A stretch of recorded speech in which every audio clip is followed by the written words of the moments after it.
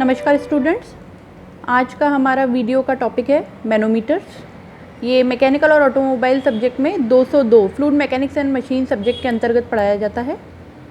तो मैनोमीटर में मुख्य रूप से हमारे सिलेबस में दो प्रकार के मैनोमीटर्स का वर्गीकरण है, पीजोमीटर एवं यू ट्यूब मैनोमीटर।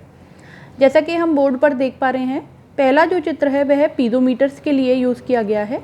इसमें दिखाया गया है कि एक पात्र के अंदर एक सीधी नलिका जिसके दोनों सिरे खुले हुए हैं रखी हुई है। पात्र के अंदर जल भरा हुआ है और नलिका को रखने पर जल नलिका के अंदर h ऊंचाई तक भरने लगता है।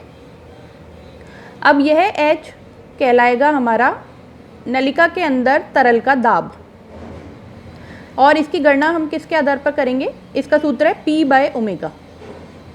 तो यह प्रेशर मेजरमेंट के लिए काम में आता है। और इसका एक उदाहरण है हमारा, जैसे कि प्रयोगशाला में हमारा उपकरण होता है बर्नौलीज एपरेटस। उसमें पतली पतली 11 से 12 नलिकाएं लगी हुई होती हैं, पीजोमीटर ट्यूब्स, और इनके दोनों सिरे खुले हुए होते हैं। अब हमारा दूसरा उपकरण जिसका नाम है यू ट्यूब मैनोमीटर। इसमें 3 प्रकार के चित्र आपको ब्लैक बोर्ड पर दिखाई दे रहे हैं, वाइट बोर्ड पर। पहला चित्र जो है वह सिंपल मैनोमीटर के लिए उपयोग में लाया जाता है।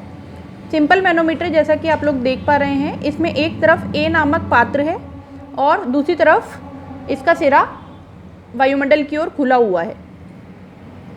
ए पात्र के अंदर कोई तरल भरा हुआ है। मैनोमीटर के अंदर मेजरमेंट के लिए एक फ्लूइड भरा हुआ है, उसको आमतौर पर मरकरी यूज़ में लिया जाता है। जब ए पात्र से आने वाले तरल को हम मोटर के द्वारा नली में प्रवाहित करते हैं तो मरकरी को धक्का लगता है और बैलेंसिंग कंडीशन में अंततः जाकर के वायुमंडलीय दाब और ए पात्र के तरल के दाब के कारण दोनों जो भुजाएं हैं मैनोमीटर की वह साम्य अवस्था में आती हैं।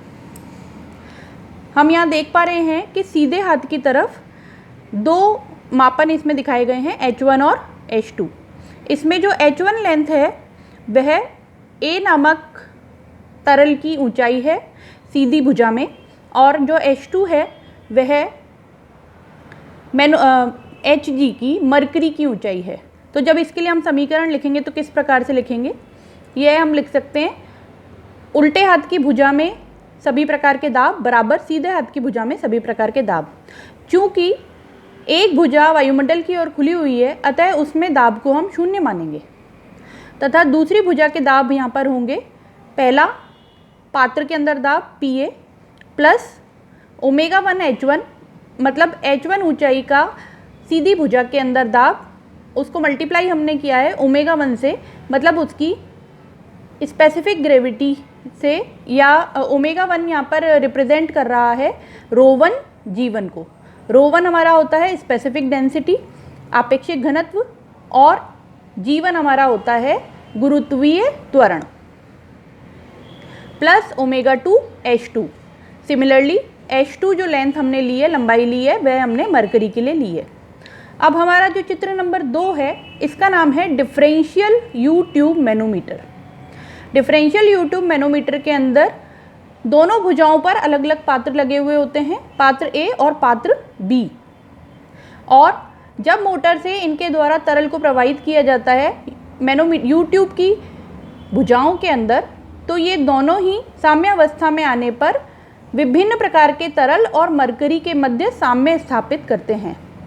इसके लिए चित्रानुसार जो इक्वेशन हमारी बनेगी वो बनेगी Pa, पहले उल्टी भुजा के लिए पात्र A में भरा हुआ तरल का दाब, प्लस साम्य अवस्था के लिए जो लाइन खींची गई है उसके ऊपर उल्टी भुजा में H1 नामक आपको तरल की लंबाई दिखाई दे रही है भुजा में, तो ω1 H1, और सीधे हाथ की भुजा की ओर Pb plus ω2 H2 plus ω3 H3। अब हम बात करेंगे जो तीसरा चित्र नीचे की ओर बना हुआ है, इसका नाम है inverted you tube differential manometer, अर्थात ऐसा यू ट्यूब डिफरेंशियल मैनोमीटर जो कि उल्टा है। 2 नंबर चित्र में जो हमने देखा था वह सीधे प्रकार का यू ट्यूब डिफरेंशियल मैनोमीटर है, और 3 नंबर चित्र में जो हम देख पा रहे हैं वह उल्टे प्रकार का यू ट्यूब डिफरेंशियल मैनोमीटर है। अब हम इसमें देखेंगे कि मुख्य अंतर क्या है दोनों के बीच में। इसमें भी सिमिलरली एक U ट्यूब नलिका है जिसको हमने उल्टा रख दिया है और उसके दोनों ही मुखों पर हमने दो अलग अलग पात्रों को जोड़ दिया है। एक तरफ पात्र A और दूसरी तरफ पात्र B। पात्र A में A नाम का तरल भरा है और B में B नाम का तरल भरा हुआ है। जब हम इनका साम्य बनाते हैं तो इक्वेशन बनती है हमारी Pa माइनस ω1H1 बराबर Pb minus ω2H2 minus ω3H3। यहाँ पे माइनस इसलिए यूज़ किया गया है क्योंकि पात्रों द्वारा नली में तरल को चढ़ाने के लिए हमें मोटर का उपयोग करना पड़ रहा है, वह स्वतः नहीं बह रहे हैं। जबकि ऊपर वाले जितने भी हमने दो प्रकार के पढ़े थे उनके अंदर जो हमारा तरल का प्रवाह हो रहा था वह ग्रेविटी के कारण हो रहा था, जबकि इसमें अगेंस्ट ग्रेविटी हमें प्रवाह कराना पड़ रहा है, इसलिए हम माइनस उपयोग में ला रहे हैं। उम्मीद करती हूँ छात्रों आपको यह समझ में आया होगा। धन्यवाद।